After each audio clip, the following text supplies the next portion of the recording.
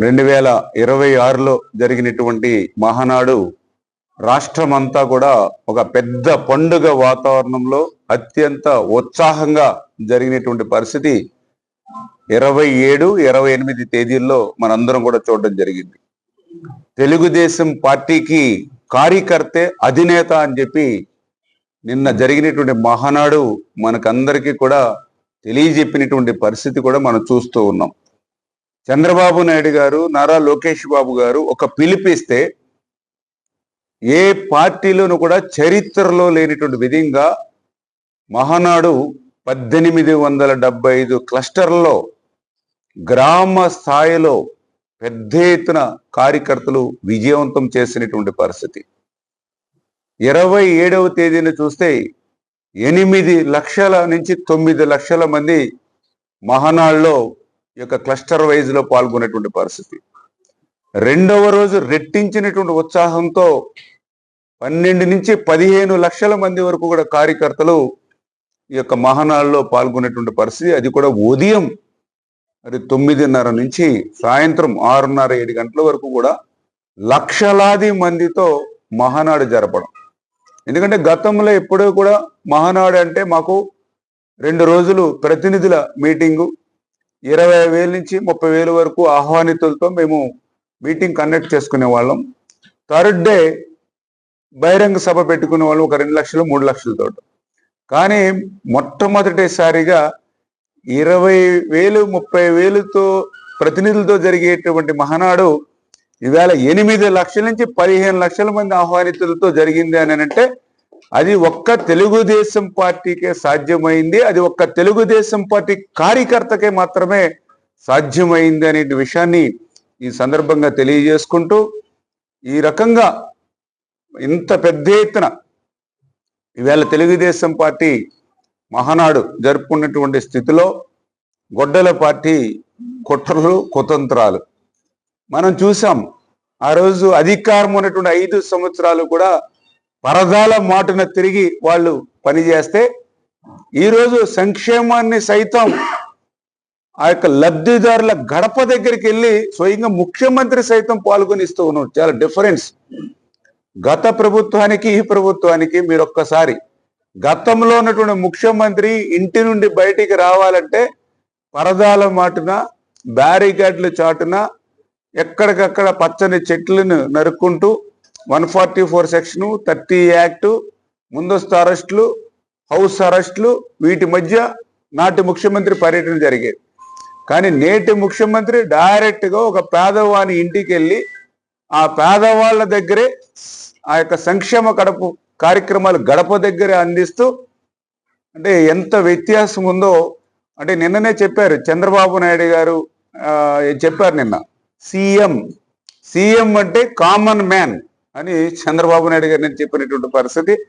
ఆ రకంగా ప్రజలకి దగ్గరగా ఇవాళ సంక్షేమాన్ని ఈరోజు తెలుగుదేశం, జనసేన, బీజేపీ కూటమి ప్రభుత్వం ఇస్తూ ఉన్నటువంటి పరిస్థితి.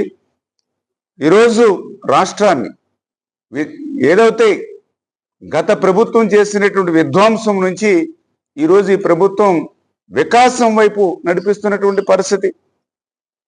ఈ యొక్క 20-22 నెలల్లో తెలుగుదేశం, జనసేన, బీజేపీ కూటమికి పెరుగుతున్నటువంటి జనాదరణ పెద్ద ఎత్తున ఈ రాష్ట్రంలో చూసి ఓరవలేనటువంటి గొడ్డల పార్టీ ఈరోజు అధికారం కోసం నానా గడ్డి కూడా కరుస్తున్నటువంటి పరిస్థితి. అడుగడుగునా కూడా అడ్డు తగులుతూ రాక్షసత్వాన్ని చాటుకుంటున్నటువంటి పరిస్థితి కూడా మనందరం కూడా చూస్తూ ఉన్నటువంటి పరిస్థితి. చాలా క్లియర్గా ఈవేళ అభివృద్ధి, సంక్షేమాన్ని ఈరోజు ఈ ప్రభుత్వం ముందుకు తీసుకెళ్తూ ఉంటే ప్రతిపక్ష హోదా కూడా లేనటువంటి గొడ్డలి పార్టీ మాత్రం ఈరోజు రక్తాన్ని నమ్ముకుని రప్ప రప్ప అంటూ ఈ తలలు పొట్టెళ్ళను నరికినట్టుగా నరికేస్తామని అంటూ వాళ్ళు ఏ రకంగా అధినాయకుడి దగ్గర నుంచి కార్యకర్త వరకు మాట్లాడుతున్నారు మనందరం కూడా చూస్తూ ఉన్నటువంటి పరిస్థితి. అందుకే ఈరోజు బలంగా ఆంధ్రప్రదేశ్ రాష్ట్రంలో మరి మొన్ననే చెప్పడం జరిగింది, వేట కొడవల దగ్గర నుంచి కత్తి వరకు, ఆ కత్తి కాస్త ఈరోజు గొడ్డల వరకు ఈవేళ వైఎస్ఆర్సీపీ పార్టీ రూపాంతరం చెందినటువంటి విషయాన్ని ఈరోజు ప్రజలందరూ కూడా గుర్తుపెట్టుకోవాలని చెప్పి మీ ద్వారా అందరినీ కూడా కోరుకుంటూ, మరి అటువంటి గొడ్డలి పార్టీకి ఈ ఆంధ్రప్రదేశ్ రాష్ట్రంలో శాశ్వతంగా సమాధి చేసి రేపటి ఆంధ్రప్రదేశ్ రాష్ట్ర బంగారు భవిష్యత్తును మనందరం కూడా కాపాడుకోవాలని ఈ యొక్క మహానాడు ద్వారా మరి దగ్గర దగ్గర 40 తీర్మానాల్ని ఆమోదించుకోవడం, ప్రతి తీర్మానంలోనూ కూడా కూలంకుషంగా చర్చ జరగడం మనందరం కూడా చూసినటువంటి పరిస్థితి. ఈ రకంగా మహానాడు ఆంధ్రప్రదేశ్ రాష్ట్రంలో విజయవంతం కావడంతో పాటు మన పాలకొల్లు నియోజకవర్గంలో కూడా మొదటిసారిగా క్లస్టర్ వైజ్ మహానాడు అయినప్పటికీ కూడా ఎలమంచిలి మండలంలో 2 క్లస్టర్లు, కోడూరు మండలం మనకి సగం ఉంది కాబట్టి 1 క్లస్టరు, పాలకొల్లు పట్టణంలో 2 క్లస్టర్లు, మన పాలకొల్లు మండలం రూరల్లో 2 క్లస్టర్లు, 7 క్లస్టర్లు కూడా నేను కూడా చూసాం. ఉదయం 9-9:30 నుంచే గ్రామాల్లో ఉత్సాహంగా పసుపు శారీ ధరించి జెండా పట్టుకుని ఎంతో ఉత్సాహంగా ఉత్తేజంగా ప్రతి సభా ప్రాంగణం కూడా కిక్కిరిసిపోయి. ఎందుకంటే గతంలో మేము ఒక నియోజకవర్గ మహానాడు చేస్తే దానికి 10 రెట్లు ఈరోజు క్లస్టర్ వైజ్ మహానాడు విజయవంతం అయింది పాలకొల్లో. మీ అందరికీ తెలుసు, గతంలో కూడా మేము ఎప్పుడైనా లయన్స్ క్లబ్లో పెట్టేవాళ్ళు మహానాడు, లేకపోతే రామచంద్రలో పెట్టేవాళ్ళు మహానాడు. నియోజకవర్గం అంతటికి కలిపి ఒక సభా ప్రాంగణం ఉంటే ఈరోజు అటువంటి సభా ప్రాంగణాలు 7 ఉంటే ఆ 7 సభా ప్రాంగణాలు కూడా సరిపోక మళ్ళీ బయట కూడా ఉండి వేలాది మంది ఈరోజు పెద్ద ఎత్తున, అది కూడా మరి శాసనసభ్యుడిగా ఈరోజు పోలిట్ బ్యూరో సభ్యుడిగా ఉండడం వల్ల తెలుగుదేశం పార్టీ కేంద్ర కార్యాలయంలో మేము ఉన్నటువంటి పరిస్థితిలో కూడా ఈరోజు పెద్ద ఎత్తున పాలకొల్లులో ఈ యొక్క కార్యక్రమాన్ని విజయవంతం చేసినటువంటి నా పాలకొల్లు నియోజకవర్గ ప్రతి కార్యకర్తకి కూడా హృదయపూర్వకమైనటువంటి ధన్యవాదాలు కూడా తెలియజేసుకుంటూ, ఈ రకంగా మన నియోజకవర్గంలో కూడా మరి మొదటి రోజు అదేవిధంగా 2వ రోజు 2 రోజులు కలిపి దగ్గర దగ్గర మరి 2 రోజులు కలిపి దగ్గర దగ్గర మరి 16,000 మంది దాకా ఈ యొక్క మహానాడులో 2 రోజులు పాల్గొనడం జరిగింది.